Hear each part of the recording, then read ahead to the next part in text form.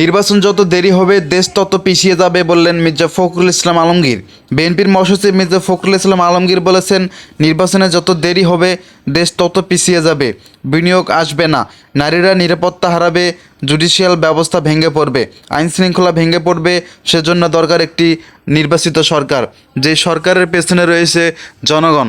সোমবার 7 জুলাই দুপুরে সিলেট নগরীর পাঠানস্থল সানরাইজ কমিউনিটি সেন্টারে যুক্তরাজ্য বিএনপির সভাপতি এম মালিকদের আমন্ত্রণে বেগম খালেদা জিয়ার রোগ মুক্তি ও তারেক রহমানের দীর্ঘায়ু কামনায় দোয়া মাহফিল ও আলোচনা সভার প্রধান অতিথির বক্তব্যে তিনি এসব কথা বলেছেন। মির্জা ফখরুল ইসলাম আলমগীর বলেছেন, এমনি হঠাৎ করে হাসিনা পালায় নাই, বহু মানুষের সংগ্রাম, রক্ত ত্যাগ মিলিয়ে আমরা ফ্যাসিবাদ মুক্ত হলাম। আমরা তো লড়াই করেছি গণতন্ত্রের জন্য।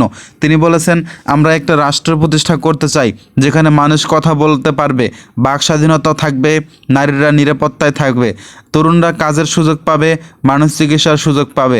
এমন একটা দেশ আমরা চাই। সেই দেশ তৈরির জন্য নতুন করে লড়াই শুরু করেছি। আর আমাদের এই সংগ্রামের নেতা হচ্ছেন তারেক রহমান। দেশনেত্রী বেগম খালেদা জিয়ার এখনও অসুস্থ অবস্থায় আমাদের পরামর্শ দিয়ে যাচ্ছেন।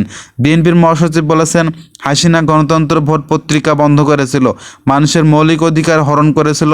সেই অবস্থায় শহীদ প্রেসিডেন্ট জিয়াউর রহমান বহুদলীয় গণতন্ত্র এনে নতুন সুযোগ তৈরি করে দিয়েছিলেন। আমরা সেই দল স্বাধীনতা ঘোষণা করেছে। আমরা একটি গণতান্ত্রিক বাংলাদেশ চাই, কর্মসংস্থান সৃষ্টি করতে চাই এবং বাংলাদেশকে উন্নত রাষ্ট্র করতে চাই। সেজন্য বিএনপির 31 দফা দাবি দিয়েছি, আর এই 31 দফার মধ্যে রয়েছে বাংলাদেশের ভবিষ্যৎ। তিনি অন্তর্বর্তীকালীন সরকারের প্রধান উপদেষ্টা ডক্টর মোহাম্মদ ইউনূসকে ধন্যবাদ জানিয়ে বলেছেন, তিনি লন্ডনে তারেক রহমানের সঙ্গে বৈঠক করে 26 ফেব্রুয়ারির মধ্যে নির্বাচনের সময় সঠিক করেছেন, এজন্য তাকে ধন্যবাদ জানাই। তিনি নেতাকর্মীদের সতর্ক করে বলেছেন, কেউ যাতে আঙ্গুল তুলে কথা বলতে না পারে। আমরা জমি দখল করেছি, চাঁদাবাজি করেছি, জায়গা দখল করেছি, জয় আমাদের সুনিশ্চিত। নির্বাচনের জন্য প্রস্তুতি নেন, মানুষের কাছে যান, মানুষ যাতে বুঝতে পারে বিএনপি ছাড়া আমাদের কোনো উপায় নেই। এ সময় সিলেট